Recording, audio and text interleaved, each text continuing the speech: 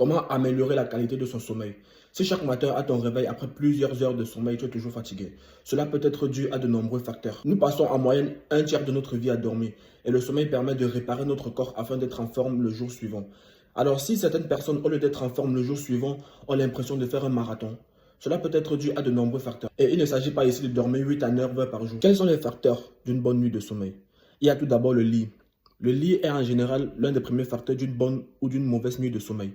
Ensuite, il y a la personne avec qui nous dormons. Si la personne avec qui tu dors ronfle comme une tronçonneuse, alors il est logique que tu passes une mauvaise nuit de sommeil. Le fait de boire de l'alcool le soir, ou encore de faire du sport juste avant d'aller se coucher. Le fait de manger juste avant de dormir, ou encore de regarder les écrans. Le fait de regarder les écrans n'est pas forcément un facteur de mauvaise nuit de sommeil, car tout dépend de ce que l'on regarde avant d'aller dormir. Si nous regardons des choses qui nous permettent de nous apaiser, alors cela n'est pas un facteur de mauvaise nuit de sommeil, mais plutôt un facteur de bonne nuit de sommeil. Il faut également avoir des horaires réguliers, car le fait d'avoir des horaires réguliers permet d'adapter notre corps et de l'habituer à un certain horaire. Il faut également réguler la luminosité de la pièce. Certaines personnes dorment avec la lumière allumée. Il faut parfois éteindre la lumière pour avoir une bonne nuit de sommeil. Moi, personnellement, pour dormir, je mets un peu de musique.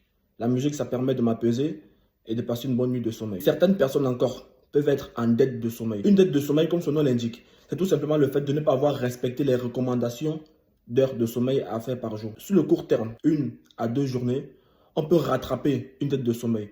Mais par contre, quand ça commence à faire 1, 2, voire 3 semaines, on ne peut plus rattraper une dette de sommeil. Et là, on va continuellement se sentir fatigué.